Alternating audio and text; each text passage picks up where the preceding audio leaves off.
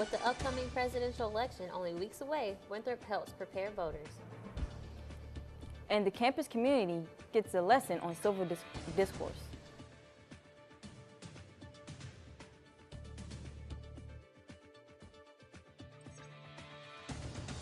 Welcome to Winthrop Close Up. My name is Christina Houseworth. And I'm Jacqueline Fuller. President Mahoney gave his first State of the University address to the Winthrop community. Reporter Victor Volius finds out what the president has in store for Winthrop. Well, first of all, let me thank you for all being here today. Faculty, staff, and students gathered to hear President Mahoney unveil his plan for Winthrop in the upcoming years. One student shared why his address is important for students. We must develop a new budget model that focuses resources on our strategic priorities. This event was really important for students on campus because I think it was a great chance for them to kind of hear what they don't always typically hear from President Mahoney and Winthrop administration. President Mahoney plans to make new programs to help students succeed, to reach non-traditional students, and to increase diversity among faculty and staff. Some of it will involve on developing new programs to improve student success. Some of it will be creating new programs that reach some new audiences. Again, we talked about the adult student population. I'm very committed to increasing the diversity of our faculty and managerial staff. For President Mahoney's plan to come into effect, it's going to take more than just his staff. It's going to take the Winthrop community as well.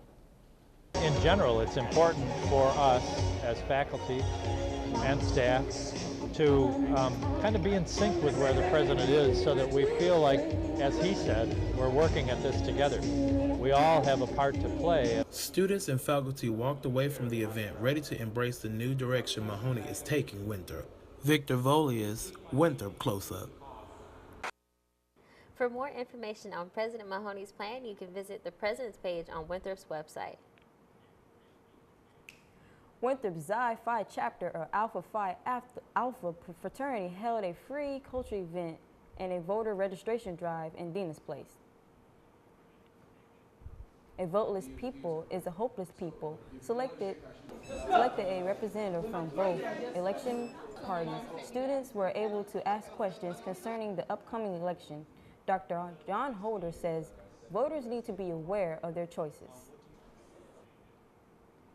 Well, it's important for people to know, in order to make an informed decision, people need to know what their choices are. And there are several candidates on the ballot in South Carolina and throughout the country, and people need to hear from as many perspectives as possible. To stay updated with Winthrop Xi Phi chapter of Alpha Phi Alpha, visit their Twitter page at Elite Xi Phi. Winthrop's Women and Gender Studies program held a discussion on gender dynamics in presidential elections.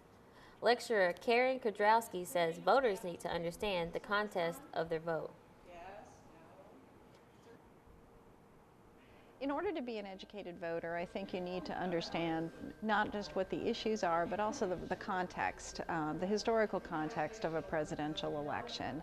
And so these kinds of events then help our students become, I think, more sophisticated voters because they understand the historical moment in which they're living. Dean Kudrowski discussed the history of women as presidential candidates, gender dynamics considering voting behavior, and partisan preferences. Freedom of speech is a fundamental American human right, but it needs to be respected. Recently, Winthrop held a global culture event titled Silver Disclosure at Winthrop and left many in attendance with a positive outlook on Winthrop's future. Free speech is important for people to express their ideas and things, but they need to do it in a way that will get other people to listen. And I think that, we've reached a point in national politics where many people have turned off and they're not listening. Panelists hope the information they were able to bring to the table during the event would encourage the Winthrop community to think twice about what they say and be able to converse in a positive manner. Experience a yoga on the rooftop overlooking the Charlotte skyline. And find out what Delta Sigma Theta event taught more about mental health next on Winthrop Close Up. Welcome back to Winthrop Close Up. If you're thinking about taking your workout to the next level, you might want to get your flex and fitness on in Uptown Charlotte, overlooking the skyline. Reporter Lexi DeMoya can tell you all about it. Rooftop 210 at the Epicenter in downtown Charlotte has been offering Rooftop Yoga for the past year and continues to bring relaxing vibes to the Queen City. Inhale, lengthen. I like that one that it's outside. I've done a few yoga classes where it's in the hot yoga inside. I think up here you get more of that city atmosphere. The yoga class is available to the public on Monday nights from 6:30 p.m. to 7:30 p.m.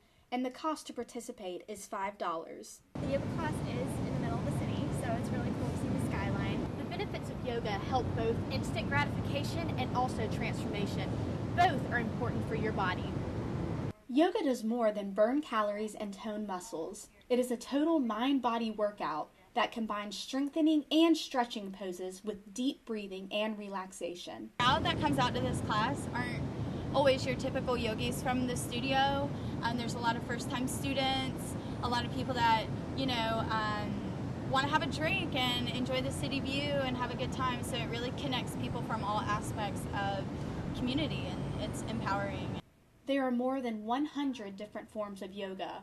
Some are fast-paced and intense, others are gentle and relaxing. Winthrop Close Up. Looks like a relaxing time. To find out more, visit their Facebook page, Rooftop 210 Yoga, or visit their website at rooftop210.com. Winthrop's Xi Beta chapter of Delta Sigma Theta hosted their first campus program of the semester. Silent Me is designed to bring awareness to mental health in the African American community. Due to the negative stigma that may accompany the topic of mental health in the African American community, many may be ashamed to seek the help they may need.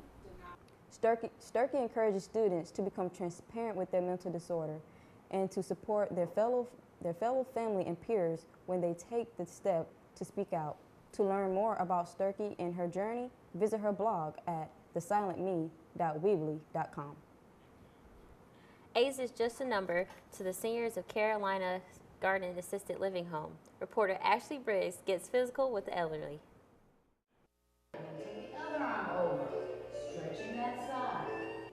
Winthrop SOAR held a 30-minute workout class in honor of healthy aging for the month of September. Together and bring them down.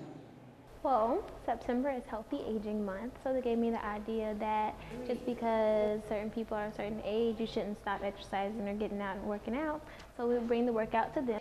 Sit to Be Fit started as a low-impact aerobics class at the YMCA, but the class changed so seniors can exercise while sitting down.